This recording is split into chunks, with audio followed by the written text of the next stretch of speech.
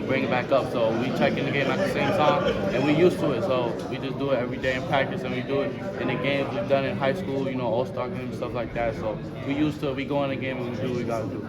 Thanks, man. How would you just assess how the defense did tonight, and maybe how some ways you guys can improve going forward? I feel like the defense was. I don't think it was super good. We played a D1 team last week, Buffalo. I feel like that was a little bit better than Pace, and we did a lot better job on them than we did today. Like up 2 going to halftime, that's unacceptable to a team like that, knowing the teams that we're gonna play against in the future.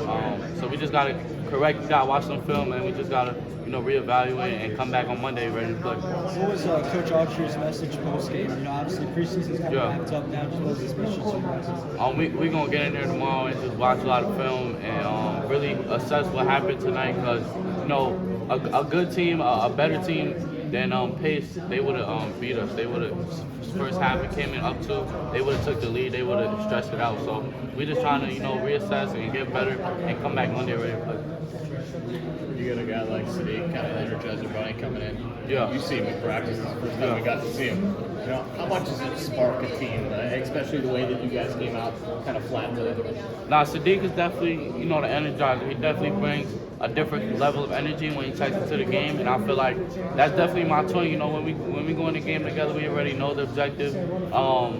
Me hitting that 3 kind of electrifying the crowd, him getting a few dunks, him hitting corner 3s. I feel like that's stuff the team needs, and we just trying to do everything as freshmen to come in here and help the team win at any means possible. Did you learn about this team in the first 2 games? I know it's early, but kind of 2 testing games, so to say. What did you learn about the team that SU fans can be excited about? Yeah, I feel like we're a very unique team. I feel like we have athleticism. I feel like we have shooting on our team. I feel like we have great guards as JJ, Nate George, versatile, 3-level scorers, defenders. I feel like we got everything. We just gotta keep putting the pieces together. And we only scrimmaged twice. We've been playing against each other for 2 months. So we're just trying to come out here and get our feet wet and get ready for the season. Had your first taste here in the Dome. Yeah.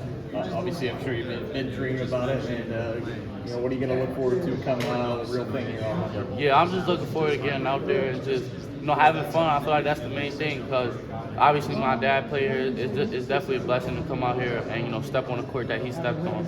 So I'm just looking forward to Monday, and we got to get back in practice and just keep getting better.